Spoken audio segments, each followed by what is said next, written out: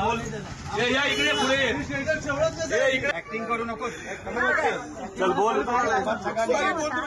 बोला क्या नाही तू काय बोलला पाहिजे मी बोलतो थांब बोल बोल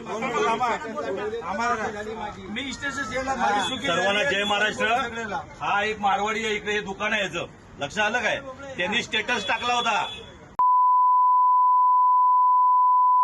महाराष्ट्रामध्ये राहून. याचं काय करायचं आम्ही केलंय ना. हे राम चल इथे सांग, इथे बोल लहान पकडायचं सांगायचं.